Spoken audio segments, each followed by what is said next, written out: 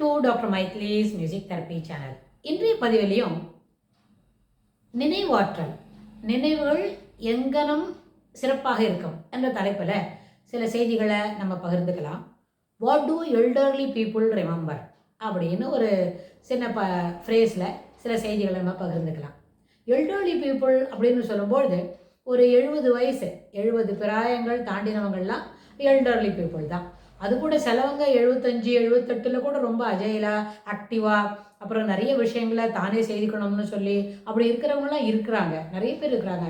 நிறைய அதுக்கு பர்சன்டேஜே work out ஆகும். சில ஃபியூ பர்சன்டேஜஸ் என்ன பண்ணுவாங்க, 70 வயசு ஆயிடுத்தணும்னு எனக்கு அது முடியல இது முடியல அப்படின்னு சொல்லி சில வேலைகளெல்லாம் செய்ய முடியாதபடி இருப்பாங்க. அதுக்கு ஒரு சம் பர்சன்டேஜ் என்ன ஆகும், இனபிலிட்டியும் இருக்கும்.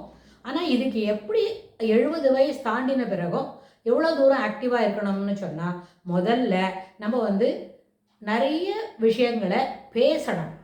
பேசுவதை தவிர்க்கக்கூடாது.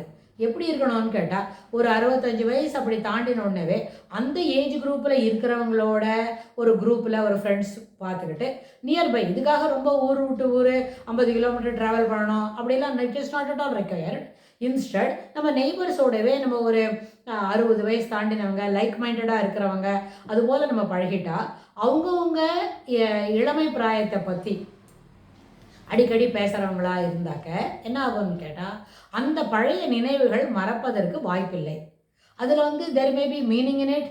நிறைய சமயத்தில் வெறும் நான்சென்ஸாக கூட இருக்கும், சென்சிபிளாக இருக்காது. அப்படியானா கூட நான்சென்ஸ் சென்சிபிளாக இல்லைன்ற அந்த கான்டெக்ஸ்டில் பேசும்பொழுது சில சமயத்தில் அதுக்கு பொருளே இருக்காது. இருந்தாலும் அதுபோல் நினைவுகளை தொடர்ந்து we will bring back to the express பண்ணுற லெவலுக்கு அதை கொண்டு வந்துகிட்டே இருந்தோமான அது நல்ல அளவில் நம்மளுக்கு சிறப்புகளை தரும். இதில் ஒரு முக்கியமான விஷயம் என்ன பார்க்கணும்னு கேட்டால், what do elderly people remember அப்படின்னு மறுபடியும் நம்ம கேட்டுக்கிட்டோமான சில சமயத்தில் இன்ஃபன்டில் அம்னீஷியா அப்படின்னு ஒன்று இருக்கும். அதாவது முதல் ஒரு 3.5 வருஷம் 3.5 வருஷம்ன்றது ஒரு 40 மாதம். ஃபஸ்ட்டு ஒரு வயசுக்கு என்ன நடக்கிறதுன்னு அப்போவே சொல்ல முடியாது. வி கேனாட் ஏபிள் டு அதை கிராஸ் பண்ணி நிற்க வச்சுக்கிறதுக்கு தெரியாது. அப்புறம் இருக்கிற 2வது வயசுலேருந்து ஒரு 30லேருந்து 40 மாதம் வரைக்கும், யூஸே up to the age of 4 years வரைக்கும் என்ன நடந்தது அப்படின்றது நிறைய நேரத்தில் நம்மளுக்கு நினைவில் இருக்காது. அது நம்ம எப்படி பேச முடியும்? யாராச்சும் நம்மளோட கூட இருந்தவங்க, நம்மளுக்கு 4 வயசு ஆகும்பொழுது அப்போ இருந்தவங்க ஒரு 10 வயசில் ஒரு பையனோ பொண்ணோ அக்காவோ தங்கையோ யாராச்சும் இருந்தாங்களான்னு இருந்தால், அவங்க இப்போ நம்மளோட 70 வயசுக்கு அதை நினைவுபடுத்தினா there may be a meaning. But ஆனால் அதில் என்ன இருக்காது, வாய்ப்பே இல்லை. நம்மளுக்கே 70 வயசு ஆச்சு, நம்மளுக்கு ஒரு அக்கா இருப்பாங்க 10 வயசுலன்னா அவங்க 80வது வயசில் இருப்பாங்களா, அவங்களுக்கு அது நினைவு இருக்குமா அப்படின்னு போகும்போது அது தெர் இஸ் அந்த chances are very much remote only.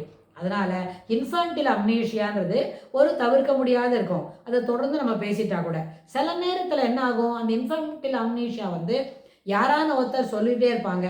அப்படின்னா நமக்கு தாய் இருக்கிறாங்க அப்படின்னா அவங்க தாய்க்கு ஒரு 25 வயசு கூட்டினா கூட ஷி வில் பி 95+. அப்போ 95+க்கு எப்படி நம்மளுக்கு இந்த நம்மளோட 4வது வயசில் நம்ம என்ன பேசணும்னு அவங்களுக்கு நினைவு இருக்கும்? அவங்க நம்மளுக்கு நினைவுபடுத்த மாட்டாங்க. நம்மளுக்கேவும் அது என்ன தனிப்பட்ட முறையில் ஒரு தனி மனிதனோட செயல்பாட்டிலையும் அது மறந்து போயிருக்கிறதுக்கு வாய்ப்பு உண்டு. மறந்து தான் போயிடும்.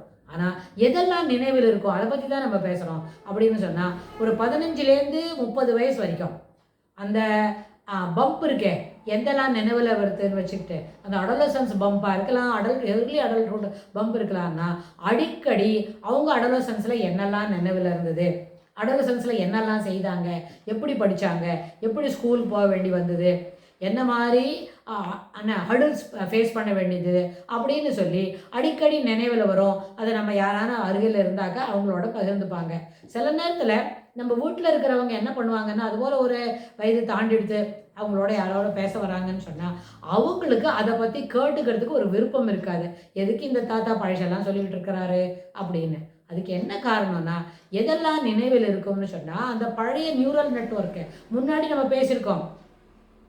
நியூரல் நெட்வொர்க் இருக்கும், நியூரல் நாட்ஸ் போட்டிருக்கோம். அது எல்லாத்தையும் ஒரு என்ன ஒரு சீக்வன்ஸில் போட்டு அது எல்லாத்தையும் மாட்டி வச்சுக்கும், ஒரே இடத்துல அக்குமுலேட் பண்ணும், லைக் மைண்ட் இருக்கிற ஒரே டாப்பிக்கில் இருக்கிற செய்தியெல்லாம் ஒரே இடத்துல போட்டு வைக்கும், நியூரல் நாட்டு நியூரல் நெட்ஒர்க்கு அப்புறம் அப்படின்னு நிறைய முன்னாடி சில பதிவுகளுக்கு முன்னாடி நம்ம பார்த்துருக்கோம். அதில் அந்த மாதிரி சமயத்தில் தோஸ் நெட்ஒர்க்ஸ் இப்போ என்ன பண்ணும், ஆக்டிவாக வெளியில் வரும். அதுதான் ரீசன்.